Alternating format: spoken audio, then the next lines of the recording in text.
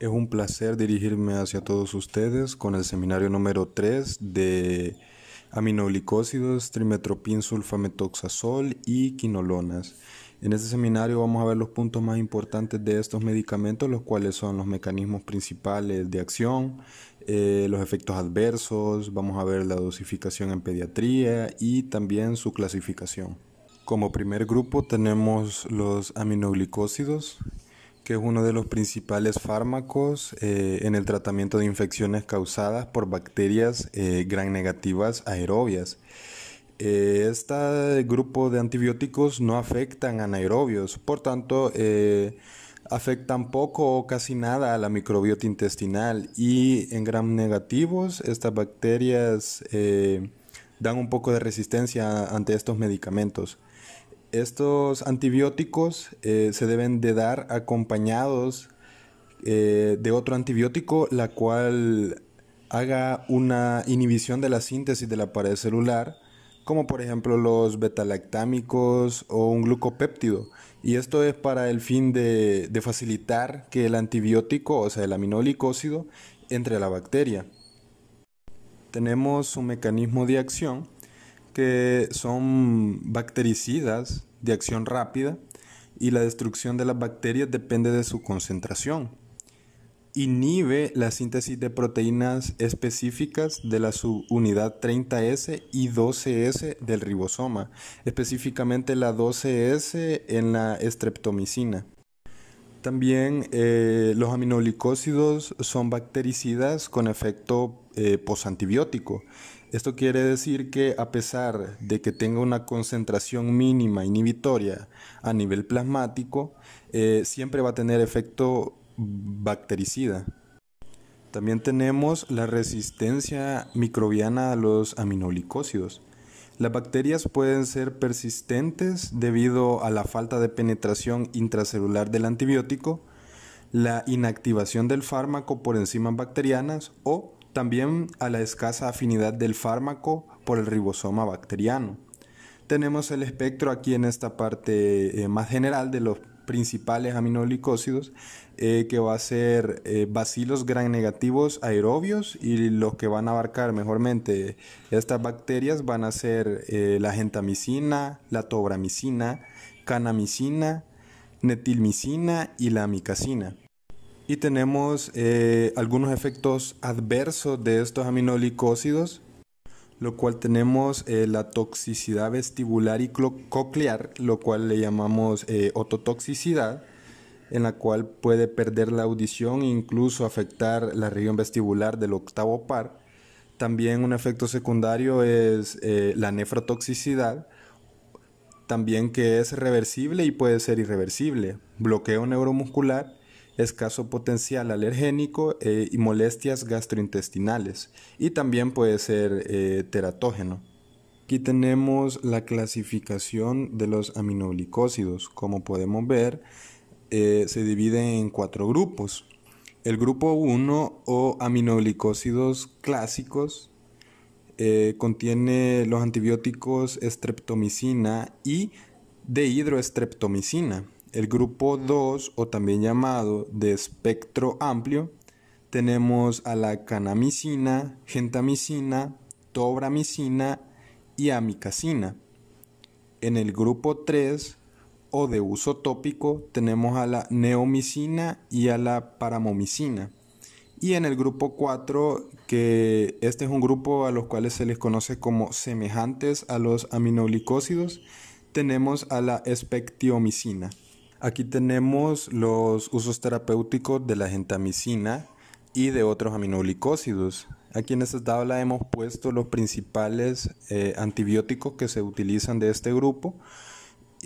A la cabeza tenemos a la gentamicina, que es un aminoglicósido de amplio espectro, que esta cubre bacterias gram negativas aerobias, incluyendo enterobacterias, pseudomonas, haemophilus, también abarca gram positivos y Staphylococcus aureus.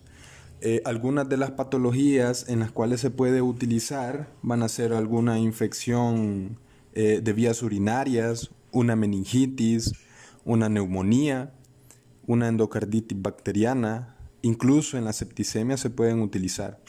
Y de los efectos adversos más comunes de este medicamento va a ser la nefrotoxicidad y ototoxicidad irreversible.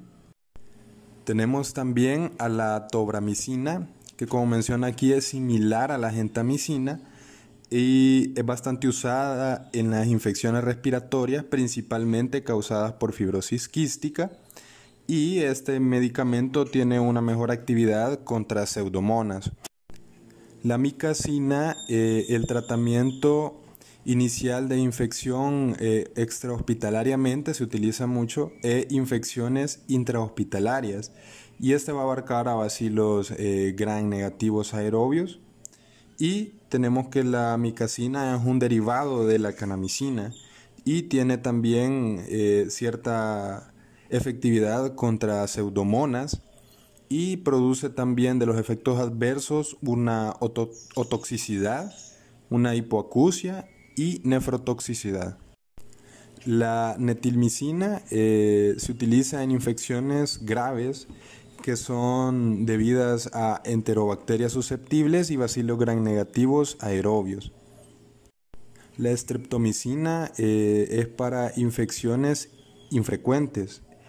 Se da de tratamiento de infecciones urinarias por Escherichia coli, por Proteus, Faecalis, por neumonía, por Klebsiella pneumonia, infecciones respiratorias, endocarditis, meningitis por Haemophilus influenza, peste, tuberculosis, también se ocupa en la tularemia y en la brucelosis. La paramomicina es un antiparasitario que el grupo de los aminoglicósidos, que la cual ataca a una infección, a una amebiasis intestinal crónica, a una disentería amebiana aguda, una encefalopatía hepática y una shigelosis, y también abarca para las tenias, la enfermedad de la teniasis. Tenemos la neomicina, que junto con la kanamicina son uno de los aminoglicósidos más tóxicos y estos inducen a resistencia fácilmente. Entonces la mayoría se ocupa de forma tópica y este no abarca pseudomonas ni estreptococos y se ocupa para infecciones de piel, mucosas, de amplio espectro. Escherichia coli abarca Enterobacter aerógenes, Klebsiella pneumonia, Proteus vulgaris, y en algunas enfermedades como en la encefalopatía hepática, enterocolitis y también en el estreñimiento, producen estreñimiento o infecciones digestivas debido a que barre la flora normal del tracto gastrointestinal. Tenemos algunas dosis de aminoglicósidos en pediatría. Aquí hemos puesto uno de los principales aminoglicósidos para no poner toda la gama en la que se compone este grupo. Y tenemos la amicacina, la cual en niños prematuros se da a dosis de 7.5 miligramos por kilogramos cada 12 horas. En recién nacidos se da una dosis de carga de 10 miligramos por kilogramo, seguida de una dosis de 7.5 miligramos por kilogramo por día cada 12 horas.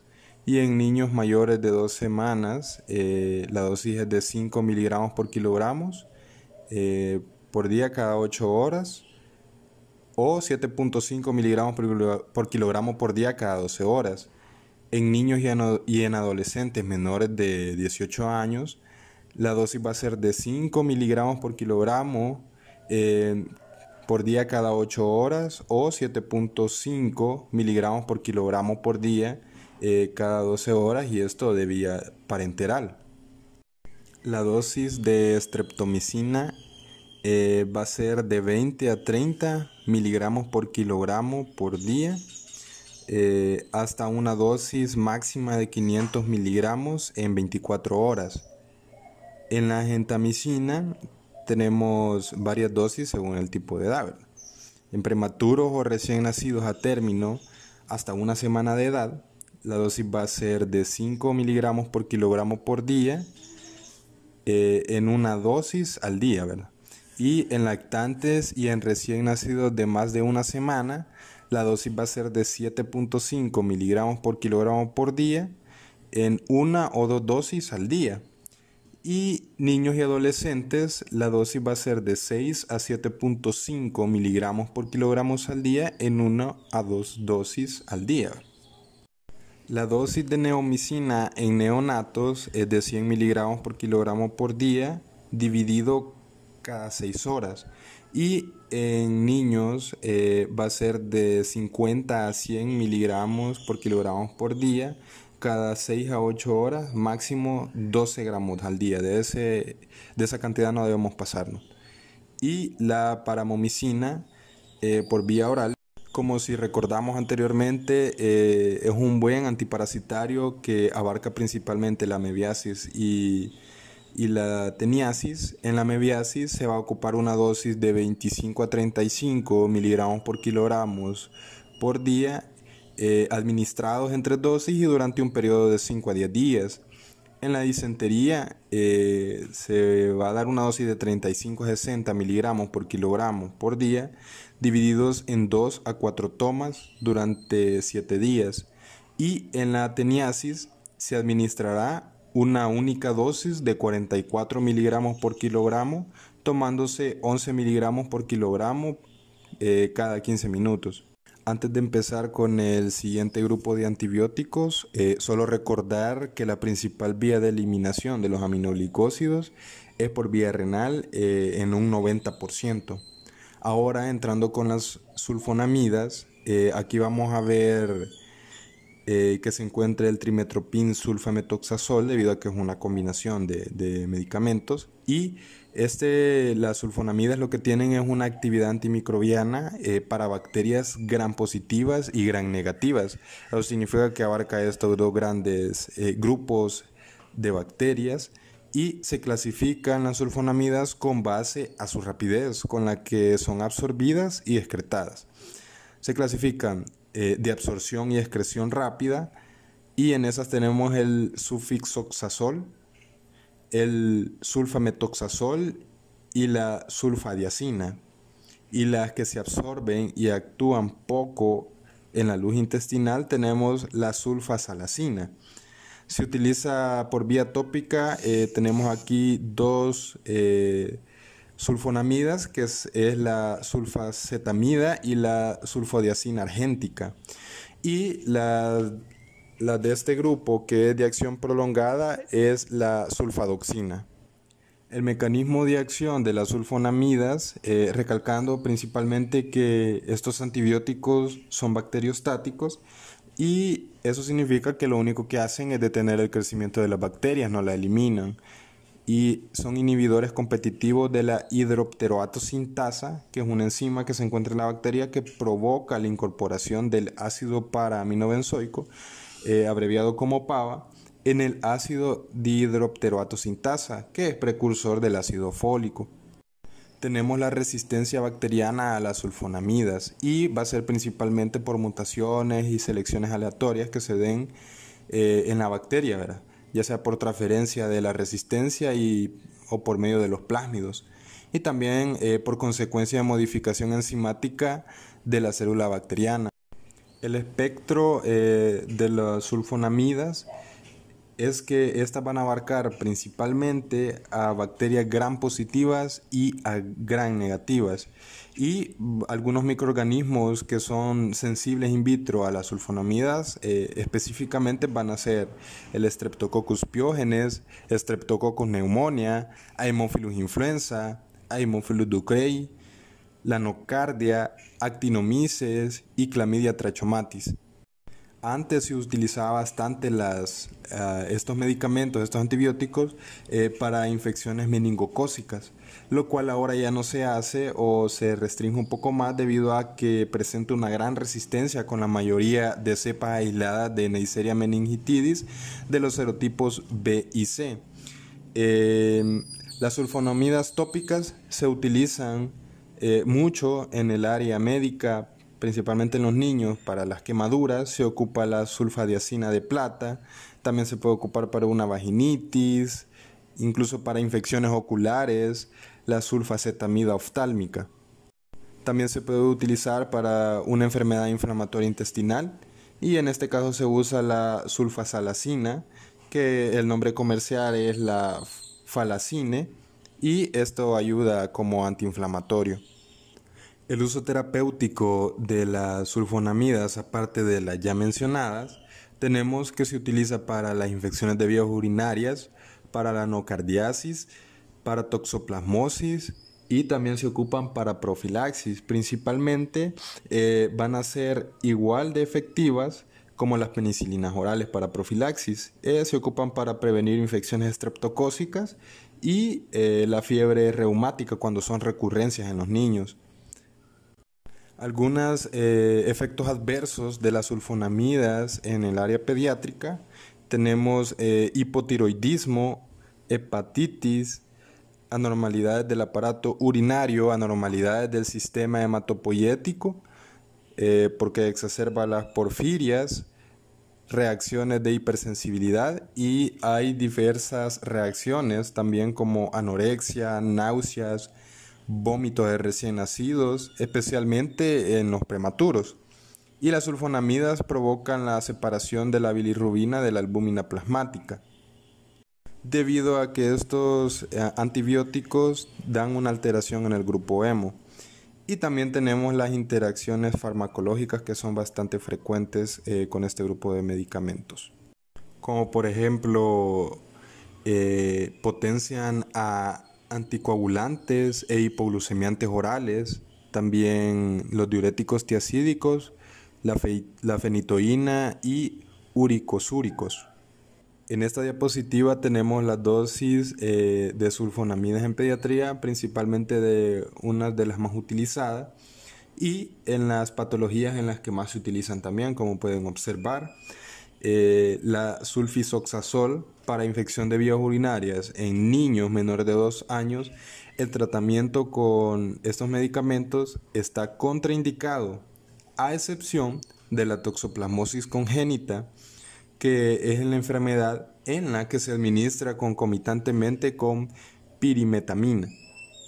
En niños mayores de 2 años se ocupa una dosis de 4 gramos por metro cuadrado en 24 horas y se va a dividir en de 4 a 6 administraciones.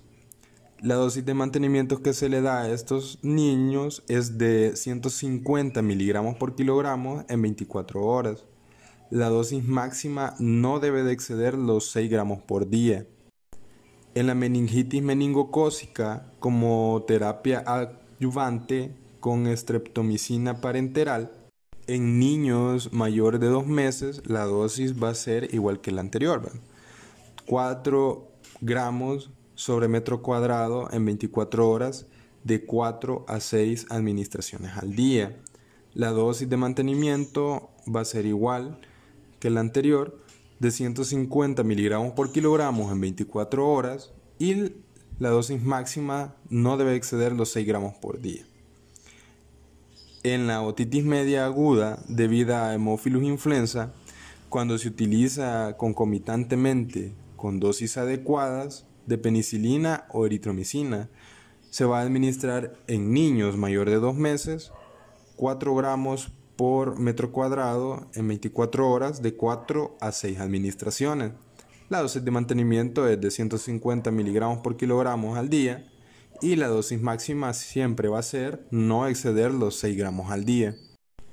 La sulfodiazina argéntica, que es uno de los antibióticos que se utiliza bastante para la prevención y el tratamiento de las quemaduras, principalmente cuando son quemaduras de segundo y tercer grado, así también como en úlceras varicosas y cuando los niños se encuentran en decúbito y son mayores de 2 meses, ¿verdad? La vía tópica va a ser de 1 a 2 aplicaciones al día en quemaduras y heridas no muy contaminadas y se va a volver a aplicar cada 4 o 6 horas en heridas muy contaminadas. Ahora vamos con trimetopin sulfametoxazol, ya que es una combinación y tenemos el mecanismo de acción tanto de las sulfonamidas como del trimetopin. Las sulfonamidas, como ya hemos mencionado, inhiben la incorporación del PABA en el ácido fólico y la del trimestopin impide la reducción de dihidrofolato para formar tetrahidrofolato. La resistencia bacteriana contra el trimestopin sulfametoxazol a menudo es secundaria a la adquisición de un plásmido que codifica un dihidrofolato reductasa alterada en la bacteria. El espectro de este antibiótico, como es combinado, tiene una eficacia para clamidia difteria, Neisseria meningitidis, también para Streptococcus pneumonia, y son sensibles a trimestopin sulfametoxazol, la cepa de Staphylococcus pneumonia, sensible, pero la resistencia ha aumentado de un 50 a un 95%. En cepas de Staphylococcus aureus, Staphylococcus epidermidis, Streptococcus pyogenes, Salmonella, Shigella, y también ataca al Corynebacterium diphtheria. Aquí tenemos las sustancias sinérgicas de las sulfonamidas. Como las sulfonamidas son una administración simultánea de sulfonamidas y trimestopin, lo que hace es inducir los bloqueos secuenciales en el trayecto del microorganismo que sintetizan tetrahidrofolato. Eso lo voy a explicar en esta imagen, que son los pasos del metabolismo del folato que son bloqueados por las dos sustancias del medicamento. Principalmente la pteridina más el PABA son bloqueados por la sulfonamida, y es ahí donde se produce el ácido dihidropteroico. Y con el glutamato se forma el ácido dihidrofólico. Entonces, más el NADPH y el NADP, esto formaría el ácido tetrahidrofólico, pero el trimestopin lo que hace es bloquearlo. Es ahí donde intervienen las dos sustancias del medicamento combinado y ahí su efectividad. Tenemos su uso clínico, y para todos los usos este fármaco va a estar indicado en niños mayores de 1 año. También se ocupa para profilaxis de infecciones del tracto urinario y también como tratamiento de infecciones del tracto urinario debido a cepas susceptibles de Escherichia coli, Proteus mirabilis, Klebsiella pneumonia, Enterobacter, Staphylococcus plasma coagulasa negativo, incluyendo el Staphylococcus saprophyticus. El tratamiento para otitis media se da también trimestopin sulfametoxazol, y para cuando son medias agudas y van a ser causadas por Streptococcus pneumonia, Haemophilus influenza susceptibles. No va a estar indicado en administración prolongada o para profilaxis de otitis media, como es en el caso de una infección de vía urinaria, sí se puede ocupar como profilaxis. ¿Tenemos alguna alternativa al tratamiento de la neumonía causada por Pneumocystis jirovesi en combinación con Dapsona? Y una de las causas por la cual este medicamento se da en niños mayores de 1 año es porque a los niños menores de esa edad puede darles el medicamento dificultad para respirar, para tragar, incluso les puede dar una odinofagia. Incluso también les puede dar a los niños mayores de 1 año, pero no va a ser más frecuente que en los niños menores de esa edad. Y algunas reacciones adversas van a ser digestivas, como náuseas, vómitos. La diarrea a veces es rara, pero se puede dar. Puede dar una ictericia leve, una glositis, una estomatitis, y esos van a ser los principales. También con este medicamento puede haber una intoxicación crónica en los niños, lo cual puede presentar una depresión de la hematopoiesis, que va a ser debida a la interferencia del medicamento en el metabolismo del ácido fólico. La dosis de trimestopin sulfametoxazol, que va a ser administrada exclusivamente oral, en los niños se pueden ocupar, como lo habéis mencionado, infección de vías urinarias, lo cual en niños mayores de 2 meses se va a dar a 4 a 6 miligramos por kilogramo al día, divididos cada 12 horas durante 10 días. En una otitis media en niños mayores o iguales a 6 meses, de 10 miligramos por kilogramo por día, divididos en cada 12 horas durante 10 días. Y el tratamiento, como mencioné anteriormente, para neumonía por Pneumocystis jirovesi, se da una dosis de 15 miligramos por kilogramo por día, divididos en 3 dosis. Y en niños y mayores de 12 años y en adultos también, se da en infección de vías urinarias a una dosis de 100 miligramos cada 12 horas o 200 miligramos cada 24 horas durante 10 días, y la neumonía por neumocistis jirovesi de 15 a 20 miligramos por kilogramo por día, dividido en 4 dosis durante 21 días, en combinación con dapsona. Y para la profilaxis urinaria se va a dar 100 miligramos al día. Ahora tenemos el grupo de las quinolonas. El mecanismo de acción de las quinolonas es que se dirigen contra el ADN girasa y la topoisomerasa 4. Cabe decir también que este grupo de antibióticos es bactericida y también es posantibiótico, como lo había mencionado al principio. Las bacterias gram positivas, por ejemplo, el Staphylococcus aureus, la topoisomerasa 4 es la que va a inhibir principalmente las quinolonas. O sea, su actividad es la que inhibe principalmente las quinolonas. Y la gram negativa, por ejemplo, el Escherichia coli, constituye el principal objetivo de las quinolonas, el ADN girasa. O sea, ahí va a ir a inhibir para que no se puedan, para que pueda eliminar a la bacteria. Y el espectro bacteriano van a ser bactericidas potentes contra Escherichia coli, Salmonella, Shigella, Enterobacter, Campylobacter y Neisseria. Y también, como más adelante lo vamos a ver, la clasificación en primera generación, la primera generación de medicamentos va a inhibir a los bacilos gram negativos. La segunda generación, pseudomonas, coco gram negativos, también cubre gram positivos, bacilos y coco gram positivos, ¿verdad? También algunas micobacterias. Y las de segunda generación no sirven para el estreptococo. Y las de cuarta generación únicamente cubre los anaerobios. Los usos que se dan de estos medicamentos van a ser a infecciones de vías urinarias, principalmente los de la generación 1 y 2 de los antibióticos, principalmente cuando son algunas infecciones un poco complicadas. También infecciones de tejidos blandos, articulares, infección de los huesos. También tenemos las infecciones respiratorias, digestivas y algunas enfermedades de transmisión sexual. Algunos de los efectos adversos que producen este grupo de antibióticos van a ser la artropatía y van a tener bastante resistencia a las bacterias a estos antibióticos. También el síndrome confusional, la tendinitis, alucinaciones, psicosis, convulsiones. También efectos digestivos como las náuseas, los vómitos, el dolor abdominal.